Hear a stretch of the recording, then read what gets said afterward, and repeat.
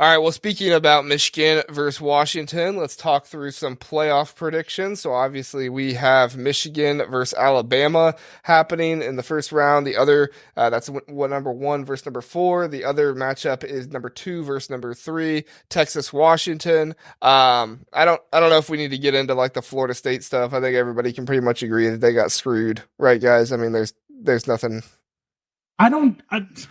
So here's my thing.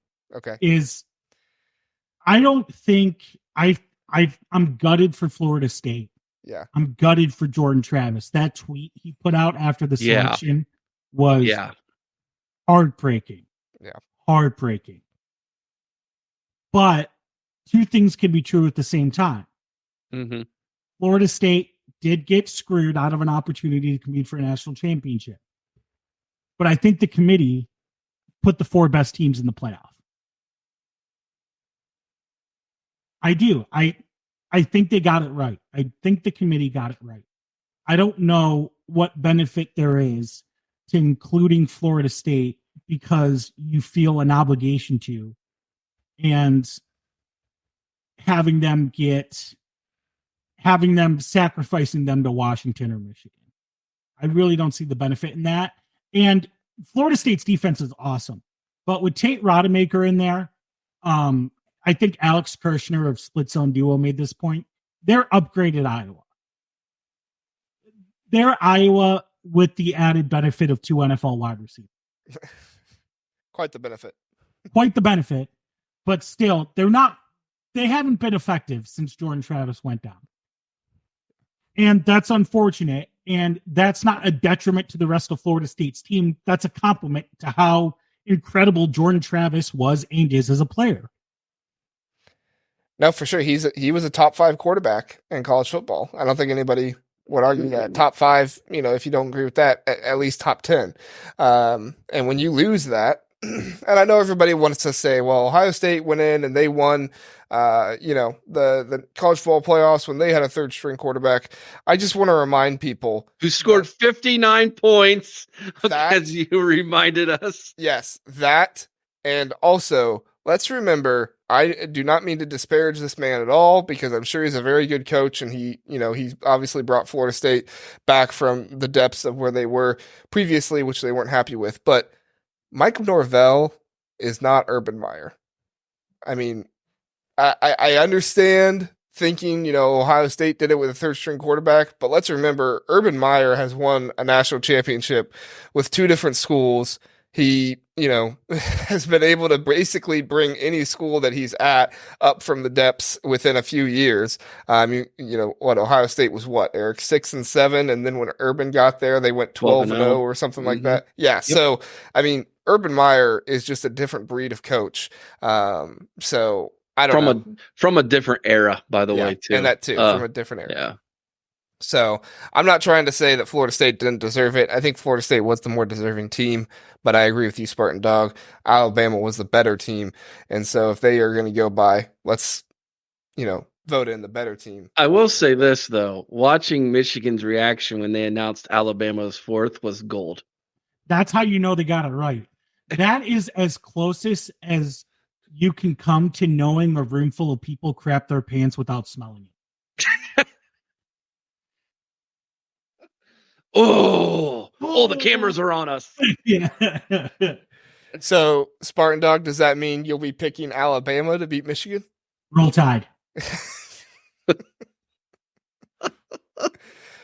No, I think Alabama has a really good shot. I think Alabama was not the same team at the beginning of the year as they are now, and it's primarily because of Jalen Milroe. I think Tommy Rees didn't know what to do with Jalen Milroe at the beginning of the season. I think he wanted him to be, this pass first guy who could make these things happen with his arm, and eventually Tommy Rees just put his hands up in the air and was like, all right, we're just going to let you run. Okay. Just go out there, run around, get us yards. Playground ball, baby. Let's go. And then just throw the ball 50 yards. And I'm sure one of our guys will get it. But Alabama's also had some stinkers. That Auburn game, people just want to ignore it, but they did need a miraculous play to win that game. So, I don't know who I'll pick in this game yet. I'll probably end up picking Alabama just because I tend to pick Nick Saban over other coaches. I even picked Nick Saban over Kirby Smart in the SEC championship game. But I don't, there's just something about this Alabama team that's not their normal team, and I don't think it's as easy of a pick as it would be in the past. What do you think, Eric? I would agree with that until I watched what they did to Georgia. Yeah. If they play their next two games like they play that game, the only team I give a chance of beating them is Texas. And that's even going to be hard because it's hard to beat Nick Saban twice in 1 year, right? Right. So, but I don't know. I think Sarkisian's got a way of game planning. He proved that already. He proved that when he was at Alabama. I mean, he found Ohio State's weakness, and he literally just went, well, "Watch this, yeah, hey, tough, try to catch this guy." Right. He was scheming things to make matchups that was just head and shoulders above our defensive coaching staff at that time, and embarrassed us on national television on the biggest stage in college football. So at least it wasn't 65-7. True. So I will say, I think that Michigan's confidence in them being able to play bully ball against Alabama is an oversight. I really do believe that's an oversight. I don't think they're going to be able to go in there and push Alabama around like they've done the Big Ten this year. No offense to Ohio State and the team I cover and the team I love. Alabama is much more has much more up front than what Ohio State shown, especially on the offensive side. And I just don't think Michigan is going to be able to speed this game up enough by running the clock and running the football against Alabama to where they're going to be able to play their style of game. And I think this plays into Nick Saban and Alabama perfectly. I think they win by a couple scores. I really do. Wow. So what are your thoughts on Texas and Washington then? That one to me is a different toss-up because Washington is playing with a level of confidence that reminds me of Ohio State in 2014. It's cool. Like, I thought for sure Oregon was gonna get them. And as that game went on, it was like, no, they're not. Like, these guys are for real. I root for Michael Penix Jr. He was my Heisman pick at the beginning of the year. So got a nice little jingle on that one if he wins. I'm hoping he does, although sounds like they're going with the LSU quarterback apparently. But that one, I think Texas has got a little bit more on the defensive side than what Washington does. And so I'm picking probably Texas to win that game. They're my pick to win it all, but I'm rooting for Washington. It's a future Big Ten team. I like Michael Penix Jr. I'm rooting for them. I just think Texas has got a little bit more going on there.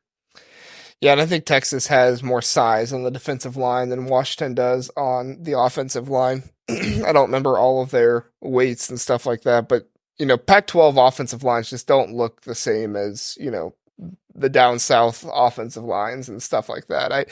I think that their linemen are not as big and maybe won't be able to be as physical with somebody like Texas. But I think you're right. I think they're playing very inspired football, and when you're an inspired team, that could mean a whole lot. I mean, that means more than maybe we realize sometimes. I think we're heading for a Texas-Alabama rematch, and quite frankly, I'm here for it. That was a great game. Yeah.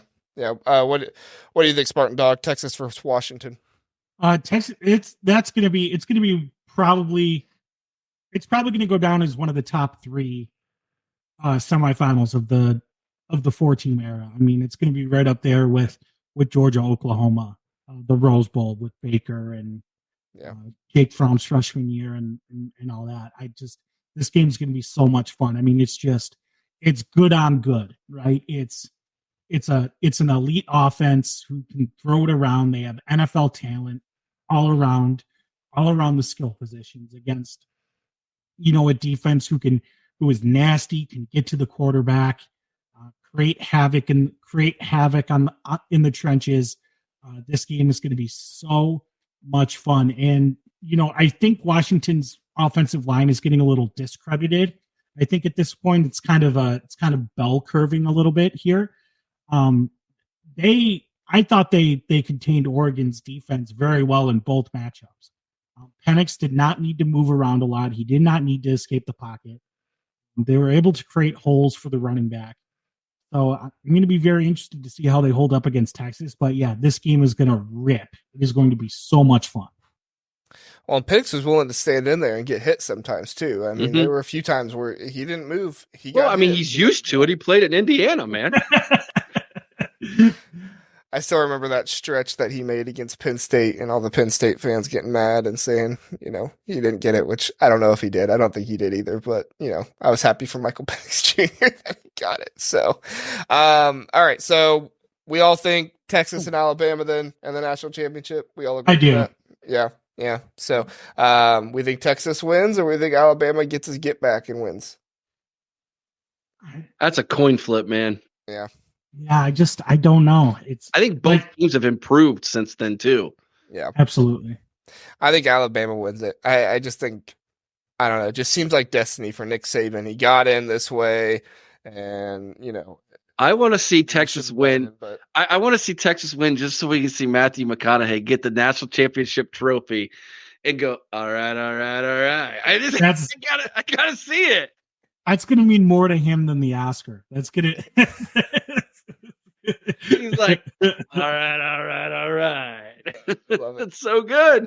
I love it.